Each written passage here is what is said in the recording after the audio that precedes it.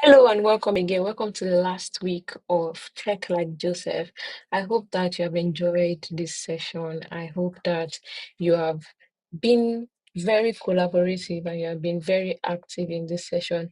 Before I continue, I would like to say a very big thank you to every one of you for the birthday wishes and the shout out. I am very grateful. I am so loved and I thank you for your wishes. And yeah, so we're going into the last week. I hope that we are all excited to learn this week. So we'll be rounding up our tech like Joseph. And I know that you have learned a lot, some of the terminologies, MVP, while a lot of things might have sounded very stressful and difficult to understand. But I tell you that there is nothing to worry about. You cannot learn all these things all at once, but gradually you are getting to the point of knowledge.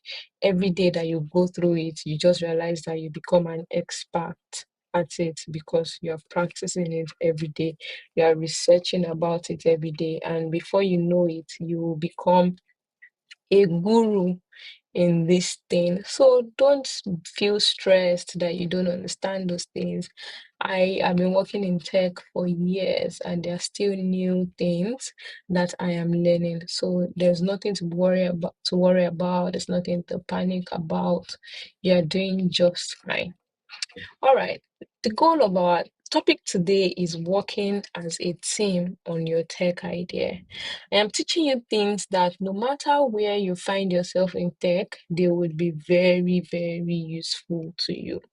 And today, our goal is to help teenagers understand how to work well with others, how to build a tech idea, teach them soft skills that they need for teamwork. So the goal today is to actually help you know, how do you work with other people? Is it just you that want to do everything from the beginning to the end? Or how can you leverage on the strength of other people around you so that you people can work together to build what you are working on? So there is nothing to panic about in today's session. It's just collaboration. How do we work together? You know how you wake up in the morning, and when you wake up, you take your bath, you brush your teeth, your mom has prepared your food, your daddy is ready to take you to school. Everyone is working together to make sure that the day is a successful day, and that is entirely what collaboration or working as a team looks like. Today, where I work, I design. People, there are other people that do different other things. And in a company of over 500 people, we all work together to just one mobile application. So if you look at Google, Google has 100,000 of staff. All those people are working together just so that Google can deliver what is working on. So you are not expected to know everything in tech. You're just expected to know a part of it and collaborate on that part that you know. And that's what I'm going to be teaching you today. Our biblical anchor is from Ecclesiastes chapter 4, verse 9, which says, Two are better than one. We use this in marriage, and maybe you have heard it a lot, but it also can be useful in our workplace to understand that two is better than one because they have a good return of labor. And the key point here is you can go fast alone, but you can go far with others. I want you to repeat that after me. You can go far alone. Sorry. You can go fast alone, but you can go far with others. Let's take that again. You can go fast alone, but you can go far with others. So they usually say that, yeah, if it's only you that is running, you can set your pace, you can run fast. But if you are working with other people, yes, you might not be able to move as fast as you want, but you know that you have the support to go as far. You have that support system to actually go far enough to do the things that you want to do. So it's very important for you to know that, yes, as an individual, you can run a very fast speed. But if you are going with other people, you will be able to go far. You'll cover more than you are going to cover because you have the support. So in today's session, I'll be teaching you that teamwork is more than dividing tasks. So if you see, for example, in your class, you can have class captain, you have assistant class captain. And it's just because when somebody falls short of something, another person is able to support at that time. So teamwork is not that, oh, yeah, you do this, you do this, you do that, your responsibility is to do this, or your responsibility is to do that. It's more than that. And I'm going to be teaching you exactly what it entails. Next is that a good team work together towards the same goal. For us to work together, for us to go far, it means that we have the same goal that we are pursuing. We are going after the same thing. We are looking at the same purpose together. The third thing is that every team member brings something different. So don't expect that, if you want to cook jollof rice, you have the stew, you have the oil, you have Maggi, you have salt, you have the rice. Imagine if we say we want to cook jollof rice and then everybody in the house brings rice. We will not have anything we want to eat that rice with. But we are supposed to know that as a team, somebody brings rice, somebody brings salt, somebody brings groundnut oil, somebody brings Maggi, somebody brings pepper. It's all of that that makes up together as a team. So if all of us bring rice, we'll not eat. If all of us bring pepper, we'll not eat. If all of us bring Maggi, we'll not eat. So it's just for us, everybody to understand what their own strength is. Some people will bring idea, some people will bring skill, some people will bring energy, some people will bring prayer, some people will bring perspective. So knowing that in your team, different people come with different things. The last part of this session, I'm now going to teach you what makes a strong team, how they communicate, how they solve problems, and how they support each other, the things that make a team. So now let's dive right into it. Why does a team even matter in tech? What are we doing in tech that requires a team? In this life, everything requires a team. Yoruba people will say igi kan ò lè dágbó ṣe. It means that one tree cannot make a forest. So it is always very important to know that you cannot be the only one building everything. Many big tech ideas are built by teams and not individual. Like I told you, Google has over 100,000 staff worldwide. Think about WhatsApp. They have tons of staff members. There are a lot of people. So there are many big tech ideas are built by teams, and no idea is actually built by just one person. If an idea is built by one person, we only have only the president. There will be no governor, there will be no senator, there will be no any other political party. It will just be one person, which will be individual. But no, there's a team. Even under the president, there's vice president, there's ministry of commissions, education, health, all those things. Then coming down to the states, there's commissioner for health, commissioner for this, commissioner for that. It's just to show you that one individual cannot solve something, but a team can come together and build anything. And that's the same thing with tech ideas. Second is that teams help you do more in less time. So it means that we have a short time, but a team, because you are working together with plenty of people, all of you can cover huge slide in a very short time because of the numbers of people that are working. Also, different people have different strengths. Some people are good at coding, others design, some are talking to users, some are organizing. For me now, I have a strength in design. So knowing my team, everybody brings different things to the table, and you must identify different things that you bring to it. For example, WhatsApp has two founders, but grew quickly because they built a strong team around them. So they were able to build because they had more. It was not just the two founders that started it alone that built it. There were a lot of people that joined themselves together. So having a team in tech, it matters a lot. It is very, very important. So there are key things that I think they are very important for anybody that wants to work in a team. I call them soft skills. Can you say that after me? Say soft skills. Soft skills. So soft skills are like these soft skills I'm teaching you, they're the important keys that can actually help you work as a team properly. Number one is communication. Share ideas early and listen well. That's why I put it there. A lot of people, when they talk about communication, they think it's about talking, talking, talking, talking. For me, now, the way I've been talking to you, I don't like it. I wish there was a way that I could talk and hear back from you in real time, because that is communication. Communication is the fact that I can say something and you can hear that thing the way that I have said it, and you understand that thing the way that I mean for you to understand it. So communication is not complete if the person that is receiving it has not received it properly. So I need you to understand that if you are working as a team, you must learn how to communicate. And at the core of communication, the most important part of communication is listening. Some people are always very quick to talk. They have plenty big ideas, quick to talk, but they don't really know how to listen. So it is very important that you actually learn to listen. So these are the key this is one of the key soft skills that you need for teamwork, communication. So let's repeat after me, communication.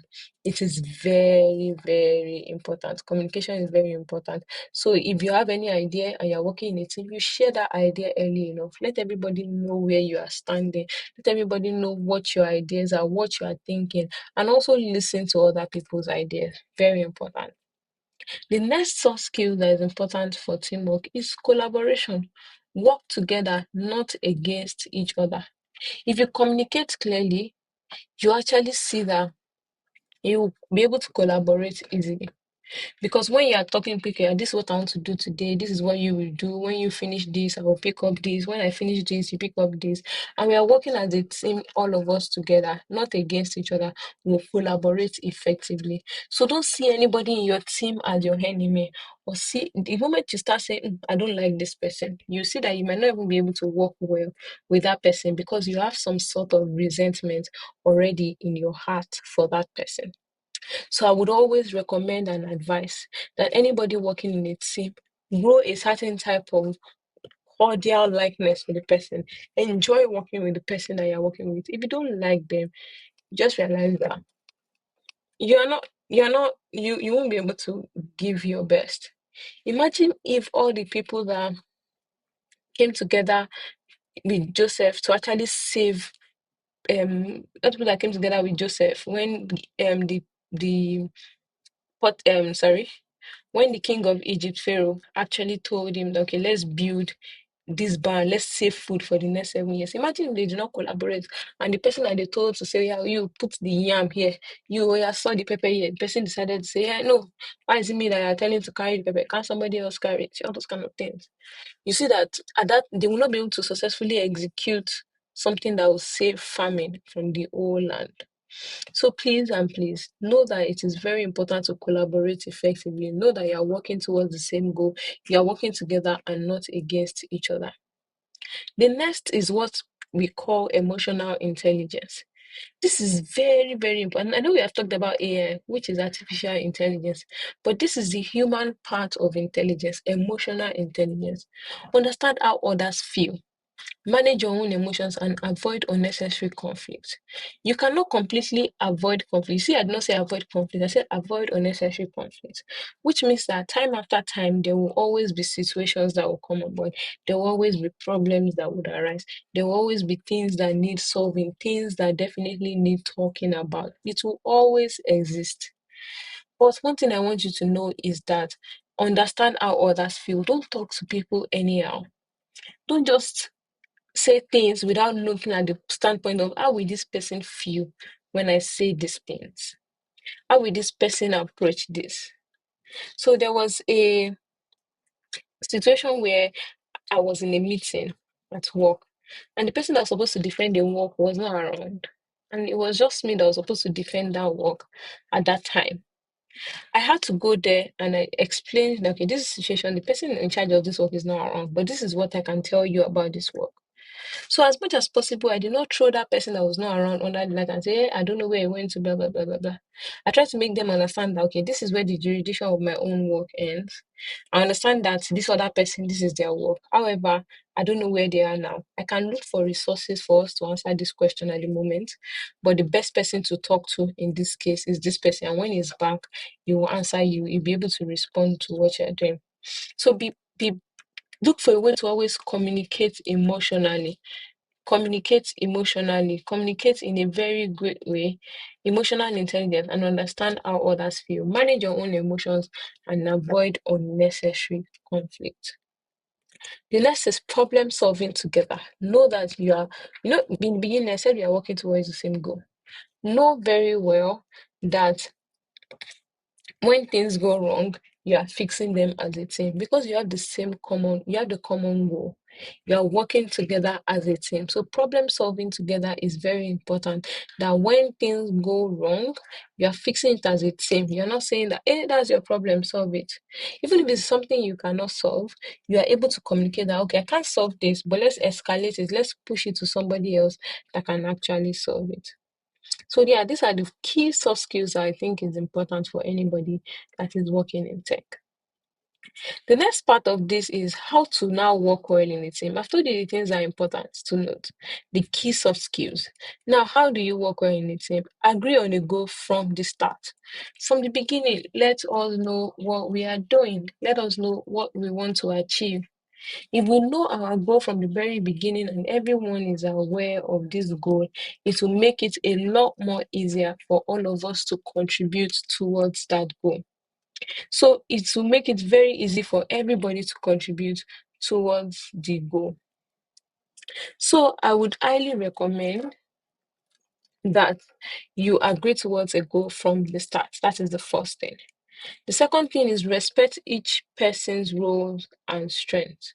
Respect each person's role and strength. When you know that this is what this person is good at, try and embrace that thing that they do very well. Don't always like call out the things that they are not doing. And then find out, okay, this is what this person can do, and then respect it and work with them based on what their strengths are. We all have areas of improvement. We all have things that we need to do to get better at. We all have areas of improvement. So don't always be the one to call out people's inadequacy. Respect their role and respect their strength. Don't go out of your way doing another person's work when you know that this is somebody's responsibility just to take praise for that person's work. Know that, okay, this is this person's work. Let me allow them do their work and let me allow them take praise. Let me allow them enjoy the work that they're doing. The next is to check in regularly. Update help avoid surprises. So let me tell you how we work today. Where I work, we have something we call daily stand-ups. And I know in any tech company, this is very important. It is called daily stand-up. So it means that every morning, the reason why I call it stand-up is because you're actually supposed to be standing while you do it. So that when it will just be very short. So if we are in a team and we're like maybe 5 or 6 in that team, though the whole company, there are a lot of people, but they will divide into small, small teams to build things. So let me give you an hint. So for example, for WhatsApp, there's somebody that works on WhatsApp call. There's a group working on WhatsApp call. There's a group working on WhatsApp video call. There's a group working on WhatsApp status. There's a group working on different parts of WhatsApp. So that's how tech teams work. So in my own company, my own group, we are working on something within our app. So every day when we come, we stand up and say, okay, what are you doing today? Everybody talks about what they are doing today, what they are going to, if there's anything that is blocking them, that is not allowing them, that's not going to allow them achieve what they will achieve. They will talk about it right in that meeting and we'll all find solution to it. So we call it stand up because we want everyone to remain standing so that we will not waste time and we'll do it. We do that every morning, Monday to Friday. But we have other meetings that we do like later in the week, maybe in the afternoon. Okay, what are we going to achieve this week?